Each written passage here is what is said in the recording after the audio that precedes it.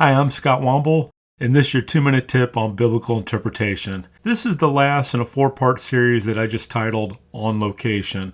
A couple weeks back, my wife and I took a vacation, spent a couple days in Rome, a couple days in Athens, then we drove over to ancient Corinth.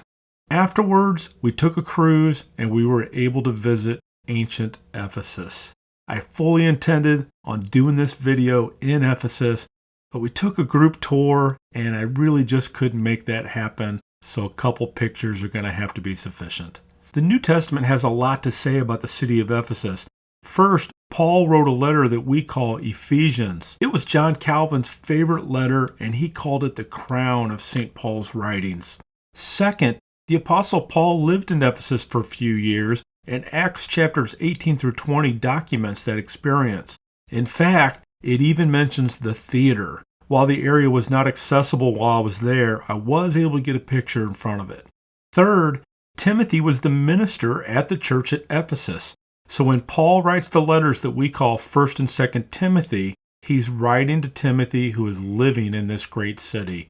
And lastly, Ephesus is one of the 7 churches mentioned in Revelation 2 and 3. Here's what Jesus said to the church at Ephesus. I know your deeds and your labor and perseverance, and that you cannot tolerate evil people, and that you have put those who call themselves apostles to the test, and they are not, and you have found them to be false. And you have perseverance and have endured on account of my name, and have not become weary. But I have this against you, that you have left your first love. Therefore remember from where you have fallen, and repent. Wow. The church did a lot of great things. They did good deeds, they didn't tolerate evil people, and they even endured in the midst of hardship and persecution. And yet, they left their first love. Clearly, they were going through the motions and had no real relationship with Jesus. Talk about a wake-up call. Twice, Jesus urges them to repent and to return to some of the things that they were doing before. The big takeaway here is real easy. We can do a lot of good things. We can even read our Bible. We can even watch videos like this and learn how to interpret it well.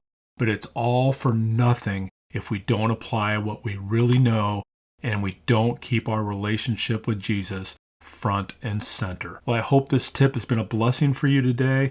And remember, go shine the light for Jesus. God bless.